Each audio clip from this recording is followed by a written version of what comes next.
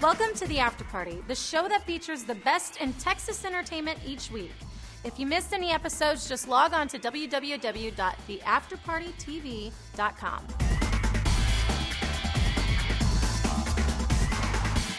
Hey guys, I'm Haley Scarnato with The After Party. I'm here at the Long Bar here in San Antonio, Texas, so let's go on in and check it out. So I'm here in San Antonio with the beautiful Miss Daniela. She is the general manager here at the Long Bar, the newest, hottest spot here. So, Daniela, tell me a little bit about what makes your bar different in San Antonio. Well, the Long Bar offers an upscale scene. We are trying to raise the bar and create a different atmosphere, a place that nobody has ever seen in San Antonio, and that's our objective here. We offer a beautiful environment, upscale, classy, great music. We have gourmet appetizers, organic, eco-friendly drinks, and the hottest people in town is at the Long Bar. So tell me about these beautiful drinks.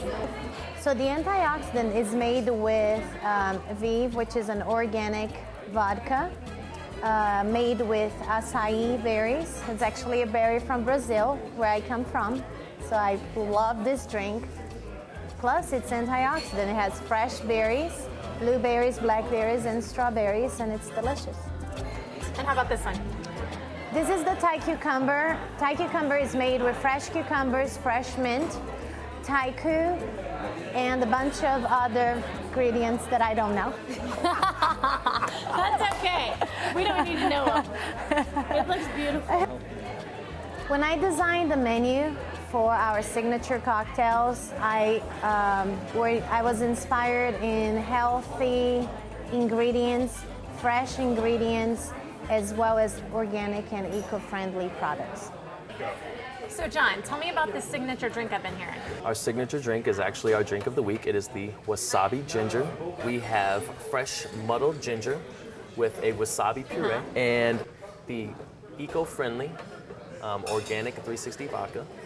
And it's got a couple secret ingredients that only if you come to the Long Bar I can kind of, you can taste, but I can't tell you the other secret ingredients. All right, that's fair enough. Okay, we'll first start off with our ginger, the fresh ginger, which is actually used to clean your palate. We'll start with about 3 or 4 leaves of the fresh ginger. You can pick this up at H-E-B. Mm-hmm. Then we will put just however much wasabi you'd like. That's the puree. Mm-hmm. This is actually our secret ingredient, which I cannot tell you about, but it's about a half an ounce of that. We will then muddle. Muddle? Muddle. Muddle. Muddle. And this is how we get our workout on. So we muddle this, and like I said, just depending on how spicy you would like your drink, this will actually go directly into the martini glass. We will not chill this. We will then use our 360 eco-friendly vodka,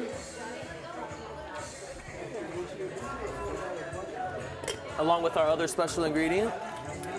I'm not going to tell you what I'm putting in here. And it's dying.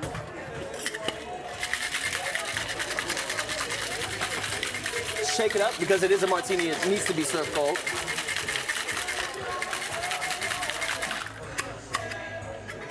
Product is the wasabi ginger.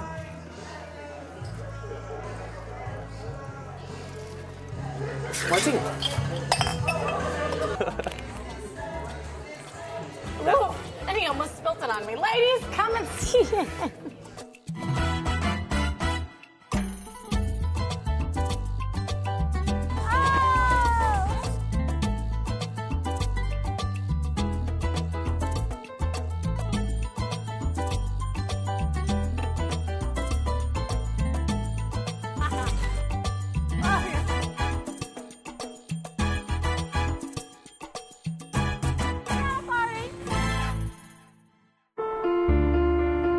When I was little, they told me you couldn't change the world, at just the touch of a button.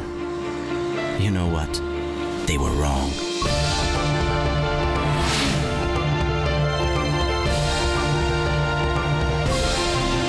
Today, with just one click, I can change my world whenever I want. The new Ducati Multistrada 1200, endless transformations.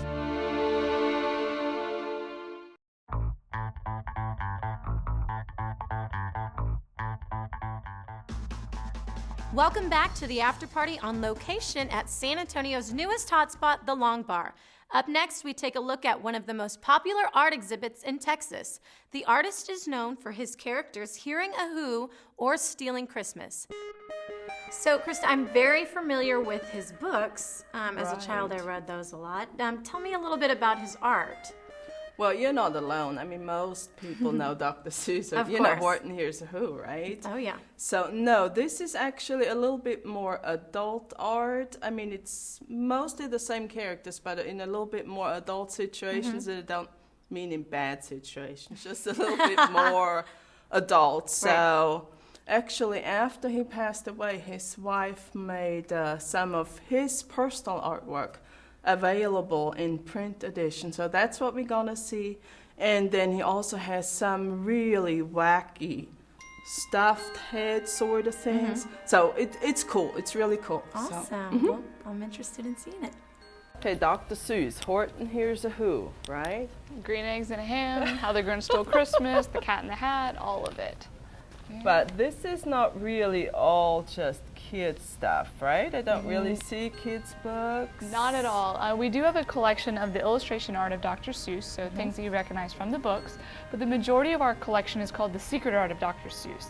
So it's things that you didn't know about that he was painting for his own enjoyment, the public didn't have access to. So sculptures with real animal parts. So let me just back you up. Secret. What are we talking secret? How secret? The public didn't see these pieces. Okay. Dr. Seuss painted for his own enjoyment. These are pieces that he didn't publish in any books, didn't publish in cartoons. So he basically had those hanging around his own home? Just in his own home, just had them in his studio. Some of them he worked on for 10 years, and others just were quick sketches, but just things for his own personal enjoyment that he might have used on projects if he'd had the opportunity, but he didn't. So those are the good ones that nobody got to see. Some of them have a little bit more grown-up humor, so it's things that... So how did you get them if they're so secret?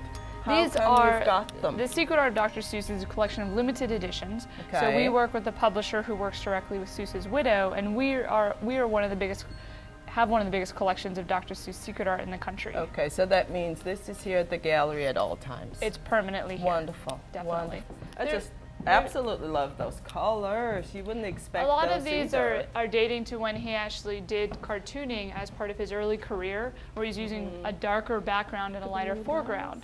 But when you're talking about more grown-up pieces, we've got our great big cat series here.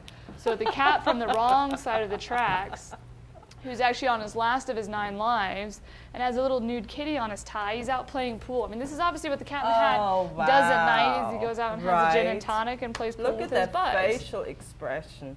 Just with a few lines. I mean, they're just So definitely not really intended for kids, but just something that was really more relevant to Dr. Seuss's life. Kitty too? Okay, what else you got back here? Well, so we've got a couple other pieces that are, again, are a little bit more grown up. We have the martini bird with her martini glass. Oh my God, look at the outfit. Yeah, and she's You've got to dig this she's got this like lederhosen on and everything. So he's kind of little thing suspended. It's supposed to be a little teddy bear, but I kind of get the feeling that it might be kind of referring to a child or something like that, where she's got her martini glass and kind of dragging him around behind her. This is part of the La Jolla Birdwoman series. Occupied. Yeah, where he was kind of poking fun at some of the women he lived nearby when he lived in California. Okay. And actually, an interesting piece, the view from the window of a rented beach cottage shows you one of Dr. Seuss's few mixed media pieces that were actually involving painting. So the original of this was a painting that he actually put inside of a window frame that he just found. So it was one of his few kind of really found object pieces. Oh, that is so clever with having a screen in front. Well, and you can just imagine Sneetches walking in from either side, and there's a whole Seussian world on the other side of that window screen. It is so perfect with that kind of quirky world he Right, creates. right.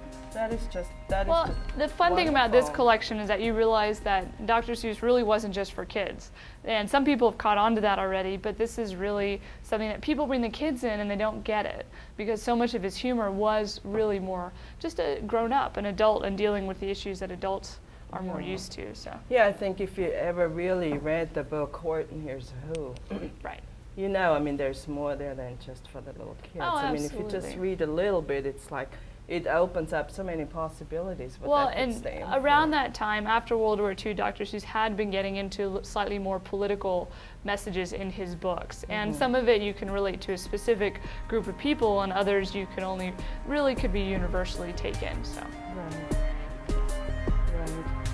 Those colors are so beautiful. Oh, look at this one. The economic You know, situation this is almost like clarified. Escher, but you know, there He- was no Escher at this time. Escher was around much earlier in Dr. Seuss's career. Oh, really? And Dr. Seuss Did actually... they know each other? Not that I know of, but I'm assuming that Dr. Seuss had some early exposure to Escher's work when he was living in, when he was at school at Oxford and then traveling around Italy and quite a bit of Europe. Dr. Seuss, his publisher, see that. right, it was one of those little notations he made, but Dr. Seuss's publisher actually bet Dr. Seuss $50 that he could not write a book using 50 words or Oh less. my goodness, really? And so he wrote Green Eggs and Ham, where the words repeat themselves. Sam, I am Sam, same 3 words. And I never knew that. That's still That's Dr. a Seuss's wonderful little bestseller. story. Yeah.